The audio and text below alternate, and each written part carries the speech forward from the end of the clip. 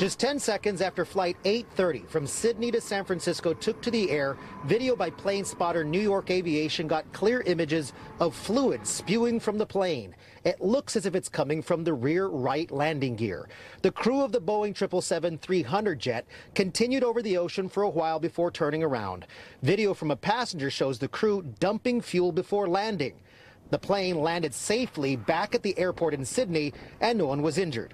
United Airlines has been dealing with a series of issues with its flights over the last couple of weeks, but this incident in Sydney is now the third involving a technical issue with one of its planes in just the last few days.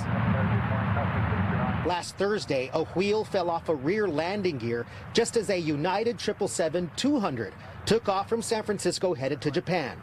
That wheel smashed into two cars in an employee parking lot.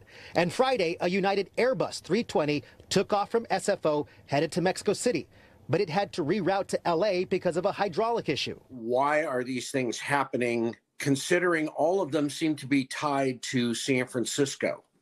The Airbus hydraulic issue, the wheel issue on the 777, and now this one, all three aircraft either originate or terminate in San Francisco.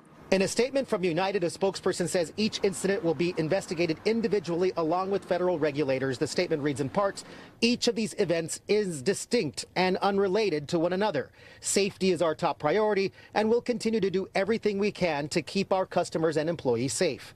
But retired pilot Douglas Rice raised another concern about the way the Sydney incident was handled, pointing out that video shows the rear landing gear had smoke coming off of it when it landed. Fire crews inspected it before the plane taxied to the terminal on its own power. The crew should have stopped the airplane on the runway, had a tug come out, and been pulled to the gate with the fire department following them. According to a passenger on board, they exited safely and were given hotel rooms to stay overnight and are boarding a return flight today. At SFO, Sergio Quintana, NBC, Bay Area News.